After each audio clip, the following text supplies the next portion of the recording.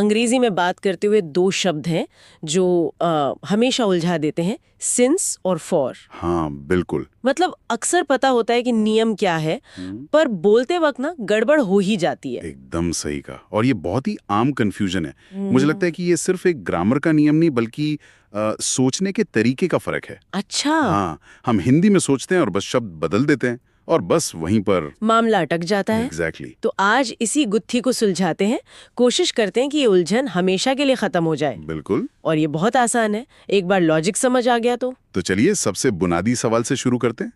आखिर सिंस और फॉर में असल फर्क है क्या? देखिए, अगर एकदम सीधी सादी भाषा में कहूँ तो सिंस होता है किसी काम के शुरुआती बिंदु यानी स्टार्टिंग पॉइंट के लिए, जैसे सुबह से या 2015 से। हाँ, या सोमवार से। हाँ, ये बताता है कि काम शुरू कब हुआ।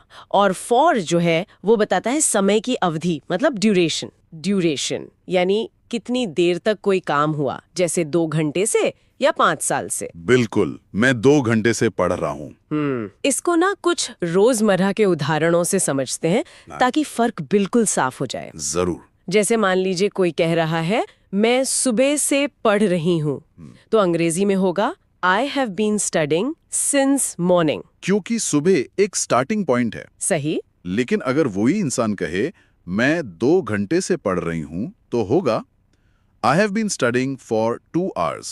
क्योंकि 2 घंटे एक ड्यूरेशन है, अवधि है। एक और उदाहरण लेते हैं। वो 2015 से यहाँ रहती है, तो ये होगा She has been living here since 2015। और अगर कहें वो 5 साल से यहाँ रहती है, She has been living here for 5 years। अच्छा, अब ये बात थोड़ी थोड़ी साफ हो रही है। हाँ। यहाँ एक बात और है, आपने और मैंने दोनों ने have been का इस्तेमाल किया, तो मतलब ये शब्द अक्सर प्रेजेंट परफेक्ट टेंस के साथ ही आते हैं। आपने बिल्कुल सही पॉइंट पकड़ा है। यही तो असली खेल है। प्रेजेंट परफेक्ट टेंस या प्रेजेंट परफेक्ट कंटिन्यूअस टेंस एक तरह का टाइम ब्रिज है। Time bridge? हाँ, एक ऐसा पुल जो भूतकाल में शुरू हुए काम को वर्तमान से जोड़ता है। कोई काम जो पहले शुरू हुआ और अब भी चल रहा है, जैसे हम 3 घंटे से काम कर रहे हैं। We have been working for 3 hours। Exactly। तो ये तो बहुत जरूरी बात है। मतलब सिर्फ सिंस और फॉर रटने से काम नहीं चलेगा। नहीं चलेगा।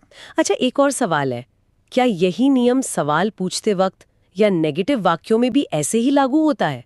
हाँ, नियम बिल्कुल नहीं बदलता, लॉजिक वही रहता है। तो जैसे अगर मुझे मना करना है कि वह 2010 से यहाँ नहीं आया है, तो ये होगा He has not come here since 2010। देखिए, 2010 अभी भी एक स्टार्टिंग पॉइंट ही है। और अगर पूछना हो क्या तुम सुबह से इंतजार कर रहे हो? Have you been waiting since morning? Okay. यहाँ भी सुबह वही शुरुआती बिंदु है, तो नियम वही रहेगा। समझ गई। तो मतलब पूरी बातचीत का सार ये है कि सिंस है शुरुआती समय और फॉर है कुल समय, मतलब पूरी अवधि। एकदम, बस इतना याद रखना है, स्टार्टिंग पॉइंट और ड्यूरेशन। तो आज की बातचीत को यहीं रोकते हैं। मुझे लगता है अब ये कंफ्यूजन काफी हद तक दूर हो गया होगा। सिंस मतलब शुरुआती समय और फॉर मतलब समय की कुल अवधि। बिल्कुल। अच्छा, अब जब सिंस और फॉर की गुत्थी सुलझी गई है तो सुनने वालों के लिए एक छोटा सा सवाल छोड़ जाता हूँ। बताइए।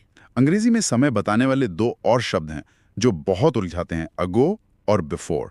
क्या इनके पीछे भी समय को लेकर कोई ऐसा ही अलग लॉजिक काम करता है? सोचिएगा जरूर।